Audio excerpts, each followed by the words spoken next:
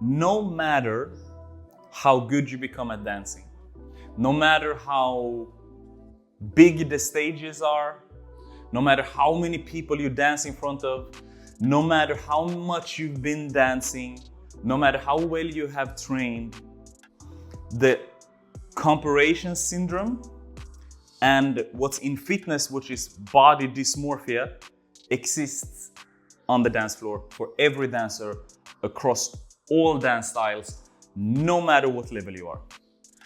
Body dysmorphia, for you who don't know what that is, in training terms or mental health terms, is essentially that you're looking at a constantly unfinished product in the mirror. What you're looking at is constantly unfinished. Maybe you are 2 meters tall, big as a house, strong, but the reflection is lying to you. The reflection is lying back to you. And I promise you, again, training and dancing, they are so similar. Those two things are so similar. Those worlds are so similar because exactly the same thing happens in the dance world.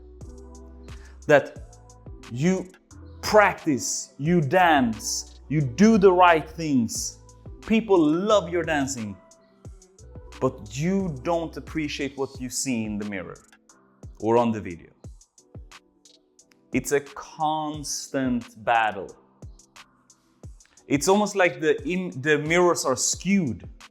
You know, have you ever been to you go into a fun house, like a mirror house at like the Tivoli, and you stand in front of the mirror, and because it's skewed, it gives you like, oh, you're super small, or you're super big, or you're tiny, or whatever. Have you seen those? You know what I'm talking about? It's very similar to that. The concept is very, very similar. Because what ends up happening is that when you're looking into the mirror, the reflection you're seeing is not giving you the direct input, or giving you the right input rather. I have this story that I say, and it's such a true story. So many times I've gone to the gym. I'm in the gym, I haven't trained for a couple of days, I'm looking at myself in the mirror, I'm like, ugh, yeah, ugh, I'm disgusting. What am I looking at? Like, I look so skinny, like, I need to go back to the gym, I need to train harder, I need to eat more. All of these voices, I hear them. It's unconscious conversation happening in my mind, but I'm aware of it, but it's not me who's controlling the conversation. I do my workout, I go to another mirror, and then I hear the same voice, the same conversation that's going on in my mind. That voice now is telling me, oof, oof, like, you're huge. God damn, I'm in peak performance. I look incredible. And I'm laughing at myself. I'm telling you the truth. I'm laughing at myself because I'm hearing these conversations happening in my mind. But just my awareness of these conversations brings me the insight that I can't take that internal dialogue seriously. I cannot take that internal dialogue seriously. Literally 20 minutes difference. Coming into the gym, you look like shit. Still at the gym, you look incredible. 20 minutes difference.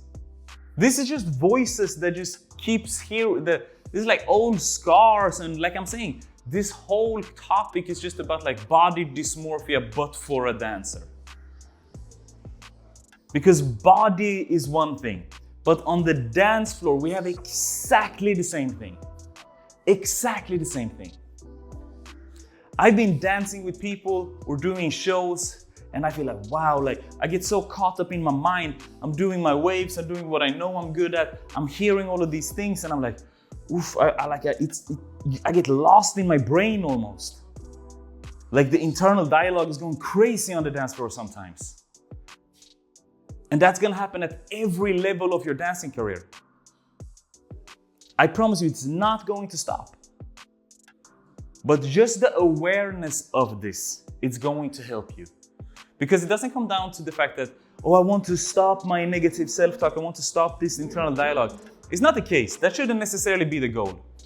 But what it should be is that you want to have the awareness of this thing. Because if you have awareness of it, then you understand that this is just random things, random thoughts, and you do not need to pay attention to them. Your thoughts are not truth. They are not facts. They are just random things happening sometimes based around different biases, based around previous experiences. So body dysmorphia happens at the gym, but trust me, dance dysmorphia is definitely happening on the dance floor on every level. I've danced for 16 years. I trained the world's best dancers for the last 10 years, everybody from Madonna to Alemana to Judy to created Bachata Sensual to world champions such as Bruno Rodriguez, Karel Flores. These are people that I've trained and coached closely, and I promise you, whatever you're going through mentally, they are experiencing exactly the same thing, but for them. But for them. And these things, again, just the awareness of this, guys, is going to help you to get out of this space. Just the awareness of, okay, wow, like this is part of the journey. I don't need to panic, because that's what most of us do. We hear these thoughts and we say, oh my God, like what's going on with my mind? Why do I have these thoughts? Why am I so mean towards myself? But you don't need to pick it up. Much like when you're meditating, the goal of meditation is not to not think anything, right? That's what most people think. Most people think that meditation is just something that like the goal of meditating is to not think. But it's impossible to not think, because the mind thinks involuntarily, much like the heart beats involuntarily. You can't stop the heart from beating. That's what the heart does. So you can't stop the mind from thinking. It's what the mind does. So instead of thinking, I need to stop thinking, the goal of meditation should be when you sit down and you're meditating and you catch yourself drifting off and you catch yourself, it's like, ha, I got it. I was drifting and I put myself right back. And then you stay in that space and then you're gonna drift off and you catch yourself.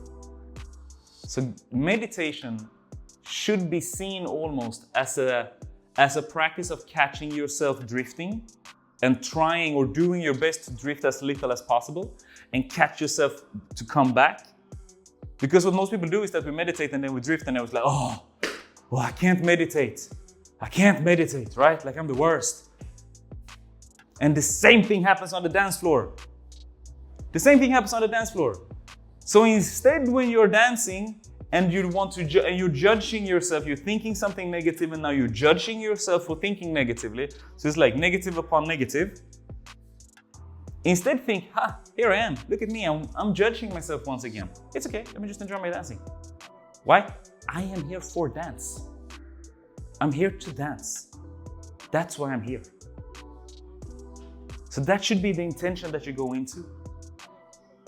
Because body dysmorphia happens in the weight room, but trust me, it also happens on the dance floor on every level, from the beginner dancer to the world's most advanced.